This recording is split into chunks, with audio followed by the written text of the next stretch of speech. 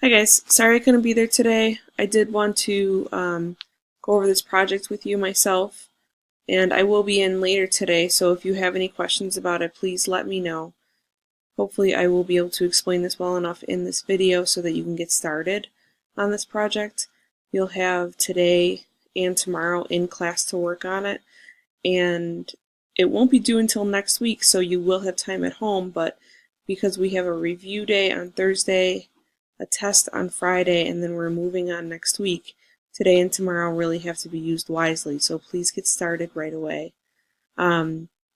This project is a drawing, and please don't fret about that. Your drawing does not have to be this like crazy, creative genius. I just want you to have a neat drawing that shows a bunch of simple machines strung together. So it could just be a bunch of shapes in the stick figures.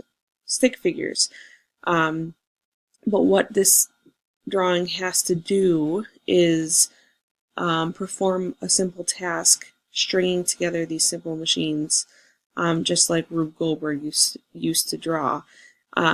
This guy was a cartoonist for the New York Post, and he's inspired a lot of crazy movie scenes too, which you guys have probably seen in Back to the Future or The Goonies or Pee Wee Herman, where these crazy contraptions perform this very simple task, and they do it using all these simple machines. So I'm going to show you first one of Rube Goldberg's cartoons, and then the teacher will show you a couple of videos for inspiration, and then you guys will create your own.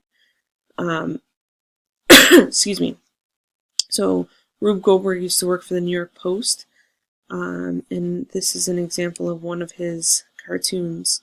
And you can see that he had all of his cartoons labeled, the steps labeled, and this cartoon in particular was a self-operating napkin. So it's always something that was really easy to do without all these contraptions, but it was part of the funniness of the cartoon that this crazy amount of stuff was put together to do something as simple as wiping this guy's face, for example. So you can see, like, the first step here, he lifted his spoon, which pulled this string, which pulled this lever and flung this cracker in the air, and then I don't really know what's happening here, but something is poured into this bucket, which pulls on this string, which lights this lighter. Rocket shoots off and cuts this string, which then makes the clock go back and forth and wipes this guy's face. So it's just this crazy amount of stuff that needs to happen before this very simple task is accomplished. When you're doing your project, starting your thought process with that final product is what I would recommend. It's actually what I would like for you to do today and have to present to me tomorrow, to tell me tomorrow what your machine is going to accomplish at the end. The teacher is going to show you an example of a student project from a couple years ago, and her machine watered a plant. That was the end product of her machine. So think about what you want your machine to accomplish, and then you can kind of work backwards from there and figure out how you're going to accomplish it. Excuse me. You are going to watch a couple of clips. The teacher will show them to you after this video is done. The clips are on my classroom page, and you can watch them again for inspiration if you like. We're not going to be able to do it on the Chromebooks because it's YouTube, but you can do it on your own device or in one of the desktop computers in one of the other classrooms if you wanted to rewatch any of these videos. So the project paper should be in front of you right now. Let's go over it quickly. You're going to draw a Rube Goldberg style machine that uses 3 different types of simple machines.